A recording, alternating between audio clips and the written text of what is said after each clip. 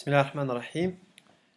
Ceci est le troisième et le dernier cours dans le cadre du module de biologie de reproduction, histologie et embryologie destiné aux étudiants de première année.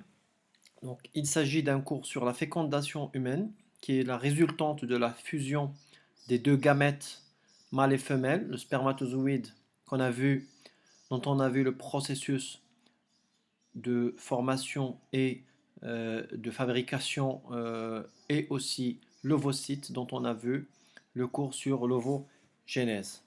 Donc la, la fécondation ou aussi appelée la fertilisation est un processus où on va avoir une fusion et essentiellement une fusion du patrimoine génétique qui va donner lieu à un nouveau être qui va commencer par une cellule qu'on appelle le zygote et qui est potentiellement dérivé des deux parents, mais qui est différent des deux parents.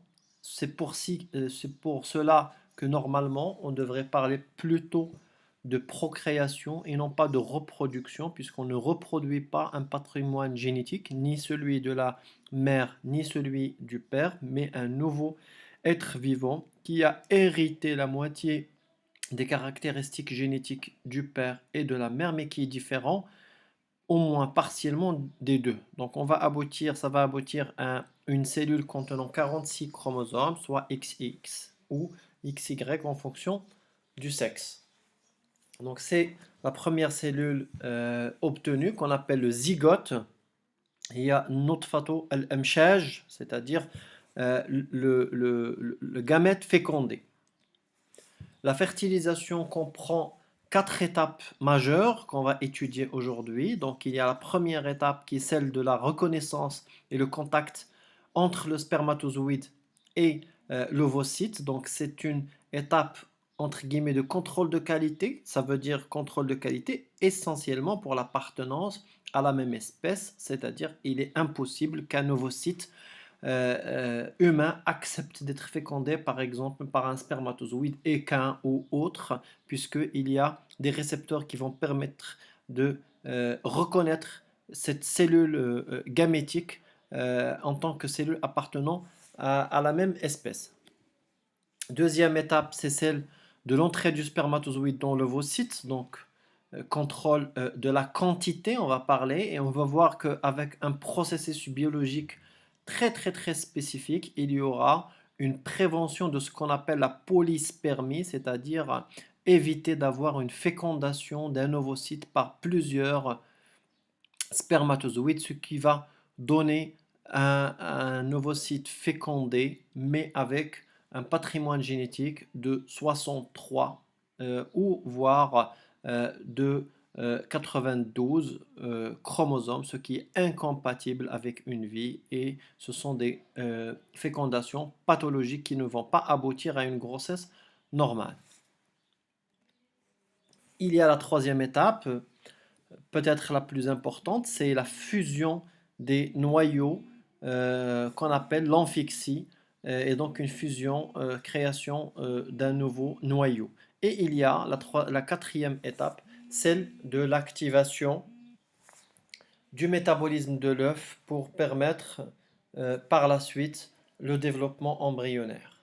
Donc comme vous le voyez et qu'on a vu la dernière fois sur le processus de sélection des spermatozoïdes, il y aura des millions de spermatozoïdes qui vont être déposés au niveau du cul-de-sac vaginal et puis il y aura une première barrière de sélection au niveau de la glaire cervicale, au niveau de l'utérus, où il va y avoir une déperdition importante de nombre de spermatozoïdes pour aboutir à quelques centaines au niveau du tiers externe de la trompe où l'œuf attend ces spermatozoïdes pour qu'elles soient fécondées.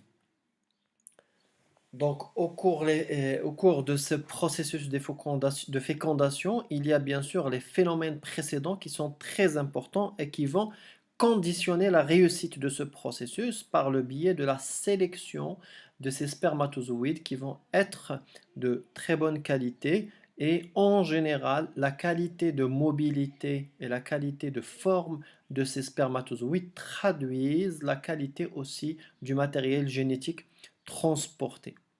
Donc la remontée des spermatozoïdes, comme on avait dit, va dépendre de deux ou trois mécanismes. Le premier, c'est la mobilité propre des spermatozoïdes. Les spermatozoïdes sont très mobiles et dotés d'un capital énergétique et d'un appareil de mobilité qui est le flagelle, qui va permettre une mobilité propre à ces spermatozoïdes. Cette mobilité va être aidée par la présence de liquide utérin et les sécrétions qui vont faciliter la mobilité de ces spermatozoïdes et aussi les contractions essentiellement au niveau de l'utérus de la trempe qui vont aider la progression de ces spermatozoïdes.